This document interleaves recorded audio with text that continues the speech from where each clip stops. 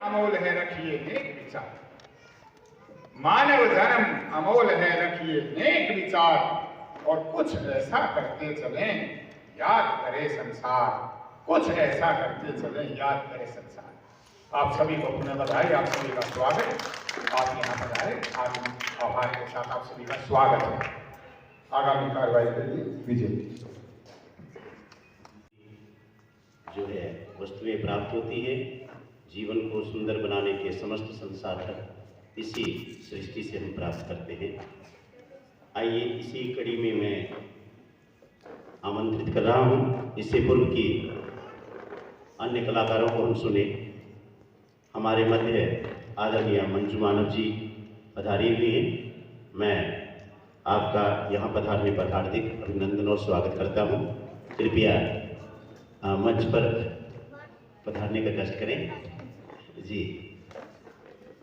हमारे आज के जो मुख्य अतिथि हैं कुछ ही मिनटों में हमारे मध्य पहुंचेंगे। आइए इस कार्यक्रम प्रस्तुति की अगली कड़ी के रूप में आदरणीय जगदीश जी हमारे मध्य हैं। मैं आपका यहाँ पधारने पर स्वागत करता हूँ, अभिनंदन करता हूँ। आप अपनी प्रस्तुति के माध्यम से उपस्थित श्रोताओं को लाभान्वित करें, बच्चों को अपना आशीर्वाद दें। आदरणीय जगदीश। बहुत ही मान और सम्मान के योग आज की सभा की अध्यक्षता कर रहे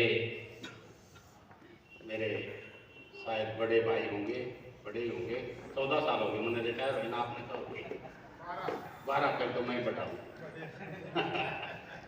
और जींद जिले के वरिष्ठ साहित्यकार भाई नरेंद्र अत्री जी, इस सभा में उपस्थित मेरी बिटिया, क्योंकि पुत्रवधु है हमारी जींद बड़ा पौड़ी से, अध्यक्षा बहुत चमकती कवित्री शकुंतला काजल जी, मंजू मानव जी, यहाँ पर उपस्थित सभी भाई, ये क्या नाम है, सुखदेव जी, और बड़े ही उभरते कलाकार, उभरते क्या तो उभर लिए, बहुत ही विलक्षण प्रतिभा के धनी मेरे अजीज भाई रामधन जी और माताओं का छोटे बच्चों। आज के हालात पर अभी पिछले दिनों ही लिखा था, आज टेस्ट करते हैं। रामधन जी बेटा आइए एक बधार बस ये अपराध हमारे बाहर कर आगे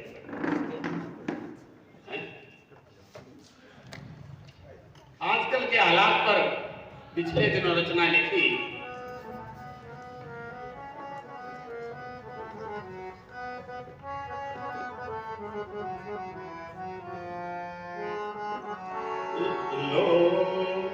लो आज के हालात को मैं बयान करता हूँ, आज के हालात को मैं बयान करता हूँ। देख करके हूँ दुखी जब ध्यान करता हूँ, देख करके हूँ दुखी जब ध्यान करता हूँ। भाईचारा दोस्ती सब मतलब के रह गए, हो सके ना रात का मानस छाड़े कह गए। भाईचारा दोस्ती सब मतलब के रह गए, ओ ये कहना रात का मानस छाड़े कह गए। कोई लौटा दे दिन वही आह्वान करता हूँ, देख करके हूँ दुखी जब ध्यान करता हूँ। लो आज के हालात को मैं बयान करता हूँ, देख करके हूँ दुखी जब ध्यान करता हूँ। रक्षक देश के वही भक्षक बन गए, लूट कर इस देश को संग रक्षक बन गए हैं। जो रक्षक देश के वही भक्षक बन गए, लूट कर इस देश को संग रक्षक बन गए। देश भक्तों का मगर सम्मान करता हूँ, देख करके हूँ दुखी जब ध्यान करता हूँ। न्याय के मंदिर में देखो, न्याय के मंदिर में देखो, झूठ सच होता। दर दर भटकते गरीब को तुम देख लो रोता। न्याय के मंदिर में देखो, झूठ सच होता। दर दर भटकते गरीब को तुम देख लो रोता। धर्म कर्म ईमान का गुणगान करता हूँ, देख करके हूँ दुखी जब ध्यान करता हूँ। कब तक सहेगा, कब तक सहेगा देश ये, कब तक सहेगा शोषित ये हरकत जमाने की। जगदीश कोशिश मत करो और आजमाने की। कब तक सहेगा शोषित ये हरकत जमाने की। जगदीश कोशिश मत करो और आजमाने की। एक दिन जागे सभी ऐलान करता हूँ, देख करके हूँ दुखी जब ध्यान करता हूँ। देख करके हूँ दुखी जब ध्यान करता हूँ। धन्यवाद।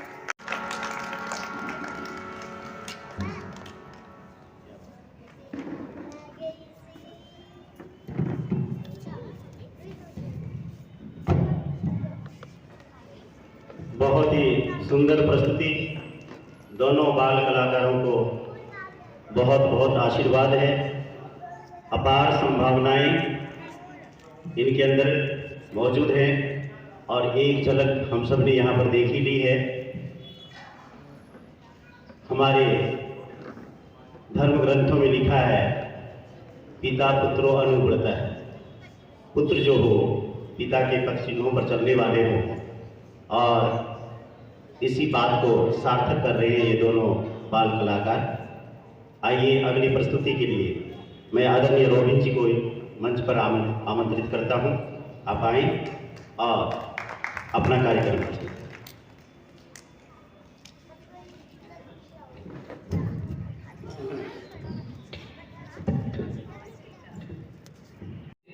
सभी गणमान्य दिव्यात्मा को रोबिन खड़गपुर की ओर से हाथ जोड़कर प्रणाम। हिंदू नववर्ष और माता रानी के प्रथम नवरात्रि की आप सभी महानात्मा को ढेर सारी शुभकामनाएं। माता रानी हम सब पर कृपा बनाए रखे। इतना अच्छा प्रोग्राम आप सबने आयोजित किया, इसके लिए मैं आप सभी का बहुत बहुत धन्यवाद करना चाहूँगा। सभी दिव्यात्माओं को एक बार फिर मैं प्रणाम करता हूँ। और इसी नववर्ष जो हिंदू नववर्ष है उसके उपलक्ष्य में मैंने एक छोटी सी कविता लिखी है। वैसे तो मैं मोस्टली बोली हरियाणवी के लिए लिखता हूँ, लेकिन आज मैंने हिंदी में एक कविता लिखने का प्रयास किया है। कोई गलती हो तो मुझे क्षमा करना। हिंदू नववर्ष प्रारंभ हुआ ये खुशियां ही खुशियां लाएगा। हिंदू नववर्ष प्रारंभ हुआ ये खुशियां ही खुशियां लाएगा। संस्कृति की झलक दिखेगी, हर व्यक्ति खुशी मनाएगा। हिंदू नववर्ष प्रारंभ हुआ खुशियां ही खुशियां लाएगा, खुशियां ही खुशियां लाएगा। ब्रह्मा जी ने रची सृष्टि, पांडव का रात तिलक हुआ। ब्रह्मा जी ने रची सृष्टि, पांडव का रात तिलक हुआ। चैत्र नवरात्र प्रारंभ हुआ, सब देवियों का वास हुआ। और सब पर कृपा करेंगे प्रभु, सब पर कृपा करेंगे प्रभु। कलयुग में श्री राम आएगा।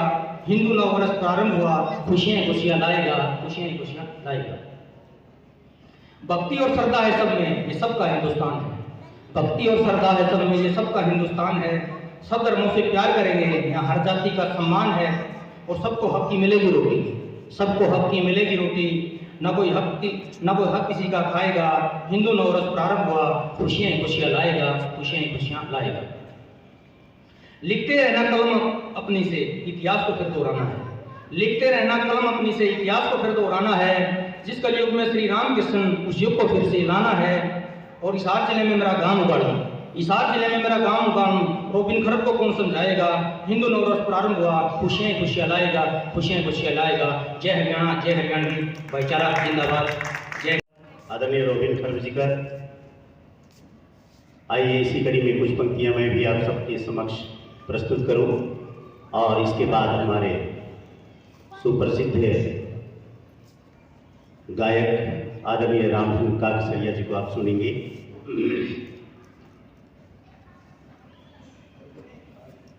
बात उन दिनों की है जब शहीद आजम भगत सिंह जेल में बंद है और उनकी मां अपने बेटे से मिलने के लिए जेल में जाती है। फांसी की तारीख मुकर्रर हो चुकी है और जब मां अपने बेटे से मिलती है तो मां की आंखों में आंसू आ जाते हैं। भगत सिंह ने जब देखा कि मेरी मां रो रही है तो उन्होंने पूछा, मां तू रो रही है? तेरा बेटा तो देश के लिए शहीद हो रहा है, देश के काम आया है। तो मां ने कहा, बेटा मैं इसलिए नहीं रो रही हूं कि तुझे फांसी होने वाली है, मैं तो इसलिए रो रही हूं कि हर मां की एक दिली ख्वाहिश होती है अपने बेटे के सिर पर सेहरा बंधा देखना चाहती है और वो मैं देख नहीं पाई। तो भगत सिंह अपनी मां को क्या कहती है, सुनिए। आजादी की दुल्हन मेरे, आजादी की दुल्हन मेरे, कफन की चुनरी ओढ़े आएगी मां घर तेरे दिन रह गए थोड़े, आएगी मां घर तेरे दिन रह गए थोड़े। आजादी की दुल्हन मेरे, मौत बनेगी मेरी दुल्हन, है अभिशाप गुलामी का जीवन, रंग लाएगी कुर्बानी मां, हिल जाएगा ब्रिटिश शासन, जन्म दोबारा लेकर के जंजीर सितम की तोड़े, आएगी मां घर तेरे दिन रह गए थोड़े, आएगी मां घर तेरे दिन रह गए थोड़े। भगत सिंह अपनी मां से कहता है, मां मुझे फांसी का डर नहीं है क्योंकि मैं जानता हूं यह देश जो है नाशवान है, आज नहीं तो कल इस पंच तत्व से निर्मित इस शरीर को उसी पंच तत्व में विलीन होना ही है। आगे क्या कहता है, सच मां नहीं फांसी का डर है, नाशवान दे जीव अमर है, अब तो हथेली के ऊपर सर है, फिर मरने का हमें क्या डर है, जालिम के कब तक सहेंगे, नंगे बदन पर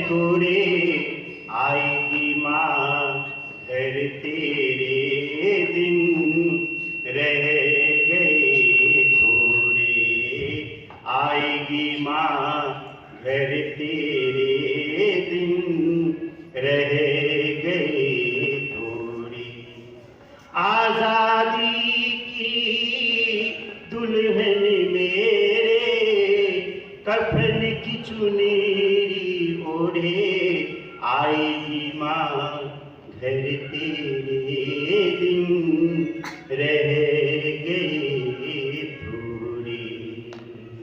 धन्यवाद।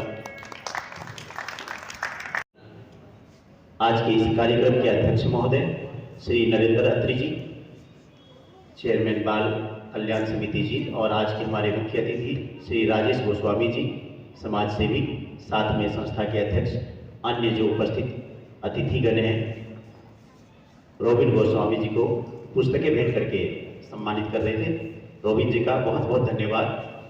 मैं जी, क्योंकि इनका जो आगे का जो है कार्यक्रम जो है वो पहले से निर्धारित होता है। अभी किसी कार्यक्रम में जाना है तो संस्था की ओर से एक सम्मान प्रतीक आदरणीय रामधन गोस्वामी जी, मैं संस्था के अधिकारीगण और आज के जो हमारे कार्यक्रम के अध्यक्ष हैं, मुख्य अतिथि महोदय हैं,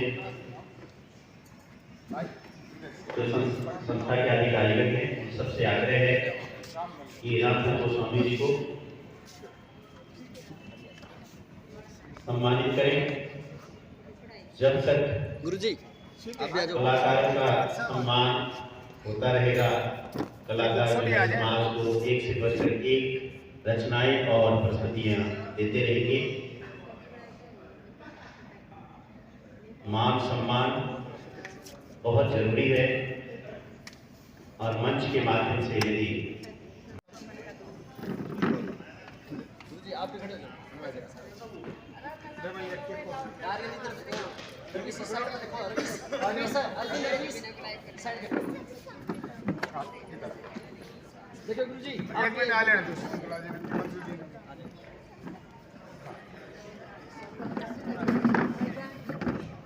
देखिए सर,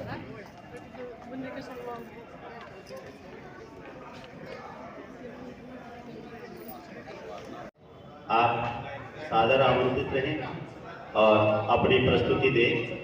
आदरणीय दिनेश। मेरा नमस्कार, मेरा परिचय दिनेश शर्मा।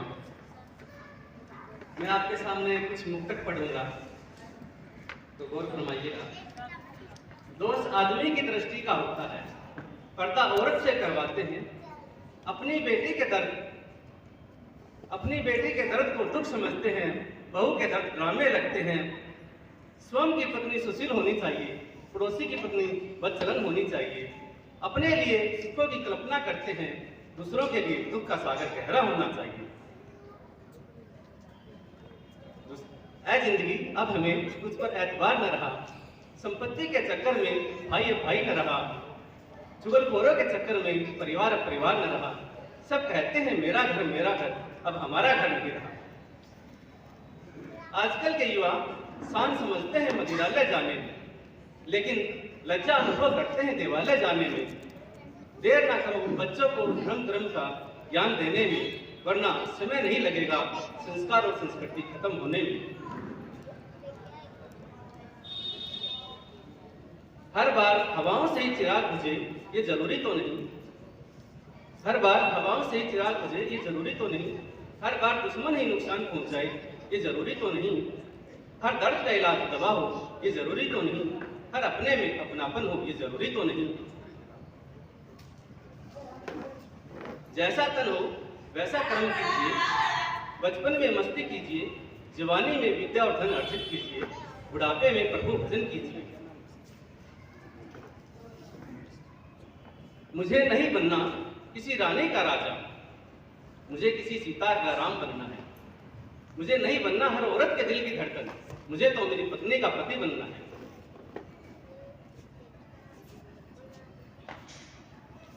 उसने दिन कहा तो दिन है, उसने रात कहा तो रात है। उसने 5 जमा 2 8 कहा तो सही बात है। उसने जो भी कहा वो सही बात है। पत्नी की बात को इनकार कर कहा मेरी इतनी औकात।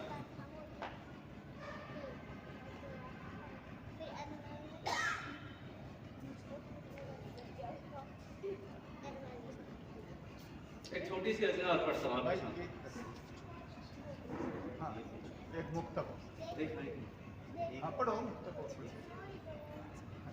एक दिन चांद ने मुझसे कहा, पंडित जी आपकी बीवी बहुत सुंदर है। लोग उसे देखकर मेरी सुंदरता को भूल जाते हैं। मैंने आकाश आपके पास ऐसी 3-4 बीवियां होती तो इस संसार को मेरे प्रकाश की जरूरत नहीं होती।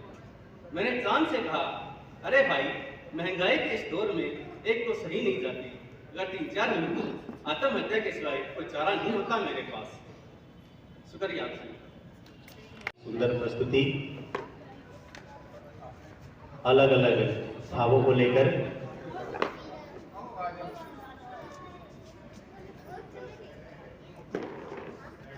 ये कोई नया विषय नहीं है। सबसे पहले आप सभी को नमस्कार। आप सभी बुद्धिजीवी यहाँ पर बैठे हैं और सभी अपने मतदान के दिवस का महत्व समझते हैं और अपने वोट की कीमत भी जानते हैं, क्योंकि कहते हैं कि एक एक बूंद से सागर भरता है। और उस विषय को लेकर हमें कभी भी धर्म जाति के भेदभाव में नहीं घुसना चाहिए। सबसे पहले हमारा देश महत्वपूर्ण है। जब भी हम लोग मत का प्रयोग करें, वोट का प्रयोग करें, तो हम लोग अपने देश को समक्ष रखकर उस वोट का प्रयोग करें, ऐसा मेरा निवेदन है। और आप सभी से भी निवेदन है कि 2 की संख्या में, 4 की संख्या में जैसे जैसे आप लोगों को मोटिवेट कर सकते हैं। बहुत से ऐसे लोग होते हैं, हम तो किसी को पसंद नहीं करते, हम तो वोट ही डालने नहीं चाहते, वो और भी गलत है। हमें अपने मत का प्रयोग करना चाहिए और उसके लिए हमें पूरी सोच समझकर उसका प्रयोग करना चाहिए। कई बार हम लोग पारिवारिक भावना में आ जाते हैं, वो हमारे रिलेशन में है, वो क्या सोचेगा, वो हमारी जात बिरादरी का है, वो क्या सोचेगा। तो ऐसा सोचना बिल्कुल गलत है, क्योंकि ये हमारा एक निजी अधिकार है। इसको हम किसी के साथ भी किसी के पीछे लग के या किसी के प्रभाव में आकर इसका प्रयोग ना करें, ऐसा मेरा निवेदन है।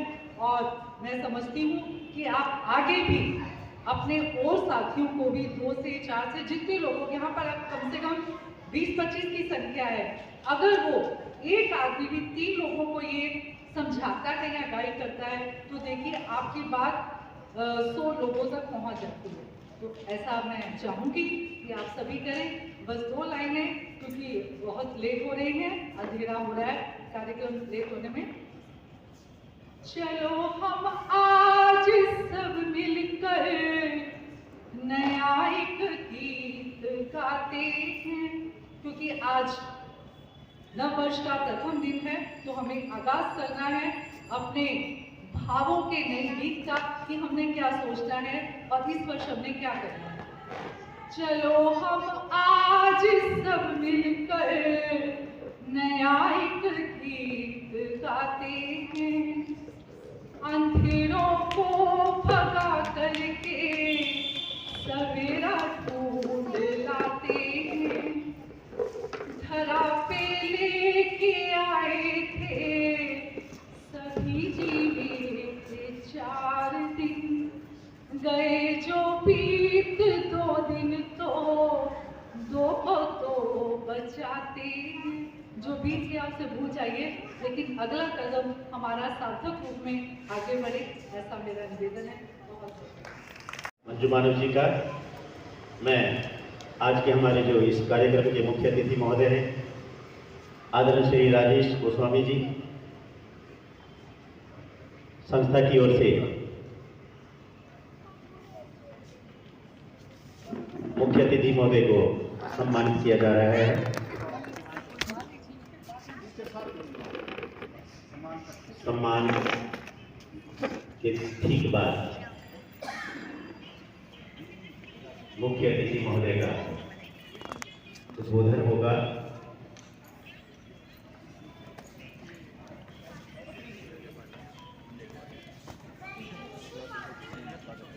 आदरणीय श्री नरेंद्र अत्री जी, शकुंतला राजन जी, मंजू मानव जी, संस्था के अध्यक्ष कवि ओम प्रकाश चौहान जी, जगदीश जी,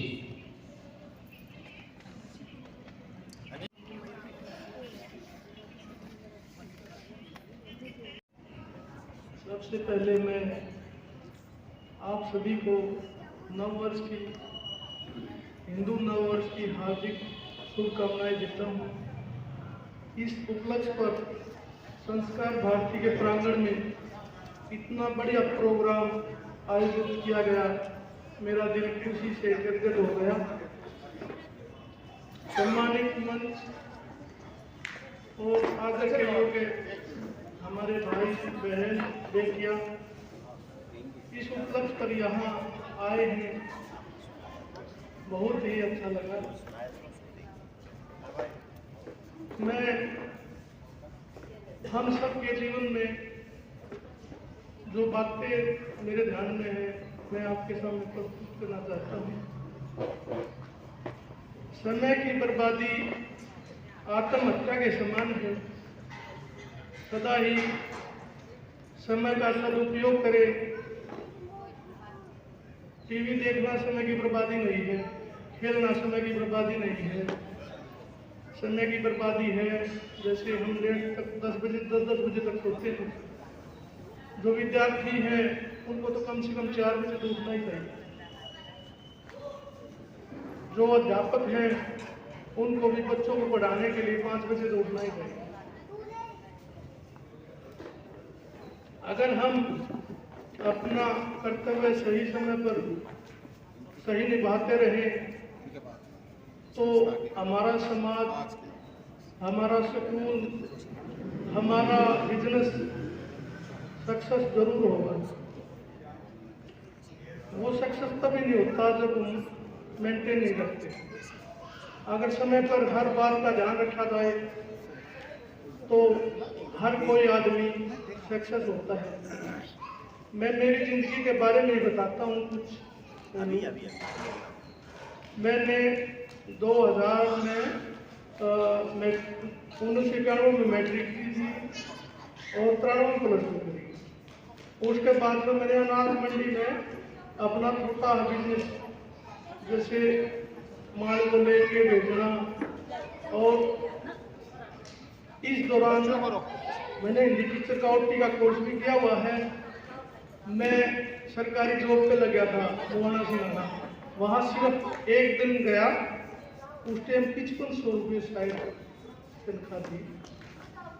मैं अनाज मंडी का मैंने बिजनेस किया और उसमें भगवान ने मेरी इतनी तरक्की करी कि आज मैं जींद अनाज मंडी का प्रधान हूँ। पढ़ाई सिर्फ नौकरी के लिए नहीं और बिजनेस वगैरह और भी बहुत काम है। पढ़ाई नौकरी के लिए करते कुछ लोग, भैया हमने पढ़ करके कुछ पद पर लगना है, किसी को टीचर लगना है। ये जो D ग्रुप के भी फॉर्म होते हैं, ये भी बच्चे ऐसे ऐसे पढ़ते हैं जो MSc BSc कर रहे हैं। D ग्रुप कुछ भी नहीं है अगर हम दिमाग से काम लें। जो पढ़ा लिखा है अगर वो रेडी भी लगाता है तो वो भी फल फ्रूट को बहुत अच्छे तरीके से मेंटेन करके रखता है और उसके पास खूब लोग लेके जाते हैं। तो पढ़ाई बिजनेस के लिए समझो ना कि शिक्षा रोजगार के लिए, रोजगार तो बहुत ज़्यादा होते हैं। सिर्फ इसको नौकरी के लिए ना नौकर मत बनो, इसको शिक्षा को रोजगार से जोड़ के पढ़ो। समय का अभाव है, मेरे पास बातें तो कहने को बहुत थी लेकिन अंधेरा हो रहा है। और जैसे हमारा शरीर अग्नि, जलवायु और प्रकाश से बना हुआ है, ये मानो अगर हम हमारे शरीर को जरूरत किस किस चीज़ की होती है? 70% पानी, 20% भोजन, 10% ऑक्सीजन। अगर हम पानी को नल को खुला नहीं छोड़ेंगे तो हमारा पानी की बर्बादी नहीं होगी। तो इसलिए पानी का सदुपयोग करें। 20% खाना खाने में ये फास्ट फूड आजकल जो चले हुए हैं, बच्चे शादियों में जाओ हैं, फास्ट फूड वाली वो काउंटरों पर ज़्यादा भीड़ लगी हुई होती है और बढ़िया जो खाना होता है वहाँ कम होती है। तो फास्ट फूड से बचे, शुद्ध खाना खाएं। और वातावरण अगर हम ऑक्सीजन की जरूरत है। जैसे ऑक्सीजन के बगैर तो एक दिन भी नहीं जी सकते। इसके लिए हमें पेड़ पौधे लगाने, अपने जीवन में कम से कम एक पौधा जरूर लगाए। धन्यवाद। आदरणीय राजेश जी का बहुत बहुत धन्यवाद। मैं आदरणीय गुरु जी से आग्रह करूंगा आज के इस कार्यक्रम के जो अध्यक्ष महोदय हैं, क्योंकि समय जो है आपात गति से आगे बढ़ रहा है, पूर्व निर्धारित श्रुति को बुलाओ। श्रुति मीडिया आगे आ जाए।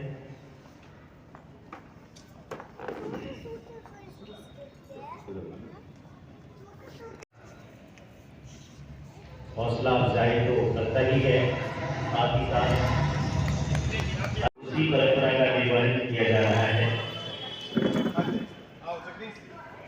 आदरणीय जगदीश जी, राजेश जी,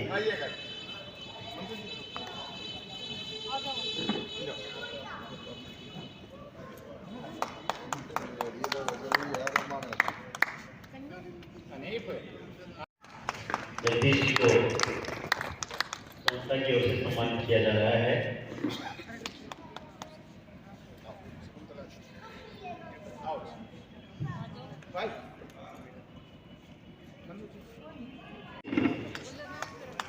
मंजू मानव जी को सम्मानित किया जा रहा है।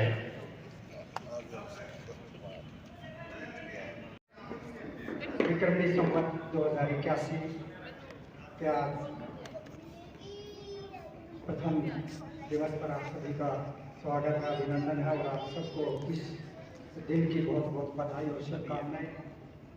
समय इतना ज़्यादा हो चुका है कि मुझे बैठे बैठे भी लग रहा था कि खासकर जो मातृशक्ति है उसका याद रखना मुश्किल होगा, क्योंकि घर में भी बड़ी सारी जिम्मेवारियां होती हैं। 5 मिनट से ज़्यादा समय मैं नहीं लूँगा। हम सबको पता है कि विक्रमी संवत जो हमारी दूसरा कैलेंडर होता है, अंग्रेजी कैलेंडर, उससे 57-58 साल पहले से शुरू है। यानी कालखंड की गणना की जो शुरुआत हुई उसमें भी विक्रमी संवत से पहले का कोई कैलेंडर नहीं है जो शुरू किया गया। ठीक इसी प्रकार सनातन धर्म से पुराना कोई धर्म नहीं है, हमको सबको पता है। इस दुनिया के जितने भी धर्म हैं उनके प्रवर्तक कौन है, उनके चलाने वाले कौन है, उनके स्थापना करने वाले कौन है, हम सबको पता है। लेकिन सनातन धर्म की शुरुआत किसने की, किसी को नहीं पता। पता है क्या किसी को? नहीं पता, क्योंकि सनातन जिसका नाम ही है जो आदि अनंत काल से चलता आ रहा है, हमेशा से, शुरू से। तो ऐसे उस सनातन धर्म में हम पैदा हुए हैं, वो हमारी संस्कृति है, हिंदू संस्कृति है, इस पर हमें गर्व है। लेकिन पिछले कुछ सैकड़ों सालों से कहें, 1000 साल से कहें, मध्यकाल के बाद का जो समय आया उसका असर ये हुआ कि हम कहीं अपनी संस्कृति पर गर्व करना भूले। जिस तरीके से हमें इतिहास पढ़ाया गया, जिस तरीके का वातावरण हमें मिला, जिस तरीके की किताबें हमें पढ़ाई गई, जिस तरीके की शिक्षा पद्धति यहाँ लागू की गई, उसका नतीजा ये हुआ कि हम अपनी संस्कृति भूलते चले गए और जो कुछ हमें पढ़ाया, जो कुछ हमें सिखाया, वो हमारे दिमाग में, हमारे मन और बुद्धि पर वो सब हावी हो गया। नतीजा ये हुआ कि हम अपने संस्कारों को, हम अपने तिथियों को, हम अपने त्योहारों को, सबको भूलते चले गए और सब कुछ हम विदेशों का, पश्चिम का, वो सब हमने अडॉप्ट कर लिया।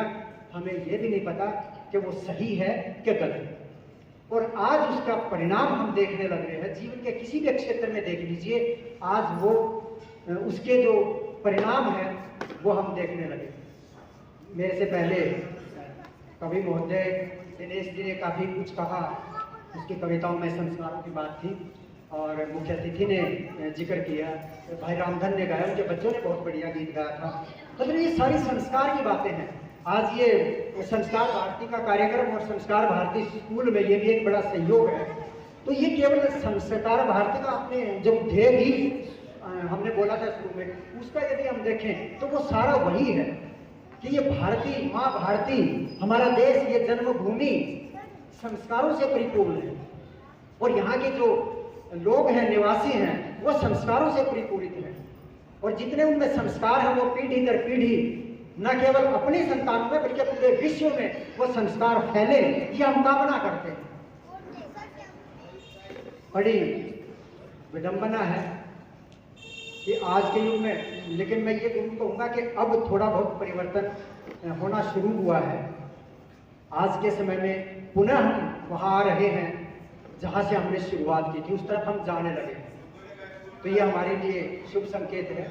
हम हमारे ऋषि मुनियों ने जो कुछ संस्कार हमें दिए हैं, जो सभ्यता हमें दी है, जो कुछ उन्होंने अपनी मेहनत से, अपनी तपस्या से, अपने तप से ज्ञान अर्जित किया है और वो हमें दिया है, वो जरूरी है कि हम उसको आत्मसात करें, अपने दैनिक जीवन में अपनाएं और अपने बच्चों को दें। आज हम ये शिकायत तो करते हैं कि आज की पीढ़ी गलत रास्ते पर है और है भी, लेकिन उसका जिम्मेवार कौन है? बच्चे माँ बाप का प्रतिबिंब होते हैं।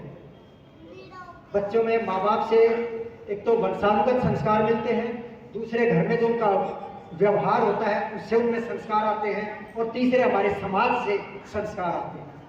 तो ओवरऑल कुल मिला के भी देखा जाए तो जिम्मेवार माँ बाप है, सभी माँ बाप सभी हैं और हमारा समाज जिम्मेवार है। तो हम पहले खुद अपने बारे में सोचें, हम व्यवहार कैसा करते हैं परिवार में, हम व्यवहार कैसा करते हैं अपने आस पड़ोस में। आज आज सोशल मीडिया का जमाना है, हमारे 5-5 हज़ार किलोमीटर दोस्त बैठे हैं लेकिन पड़ोसियों के साथ अनबन है।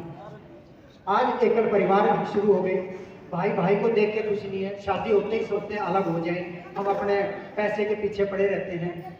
बड़ी समस्याएं हैं ये एकल परिवार का, ये पैसे के पीछे अंधी दौड़ करिए, क्योंकि हमारे संस्कारों में त्याग सिखाया जाता है। पैसे के पीछे पड़ना आंख बंद करके वो नहीं सिखाया जाता। पैसा कमाए लेकिन धर्म अर्थ काम मोक्ष, अर्थ कमाए लेकिन धर्म के अनुसार। तो बहुत सारी बातें हैं, समय बहुत कम है क्योंकि बहुत लेट हो चुके हैं। कभी इन विषयों पे, अलग अलग विषयों पे चर्चाएं हो तो बहुत जरूरी होना चाहिए समाज में।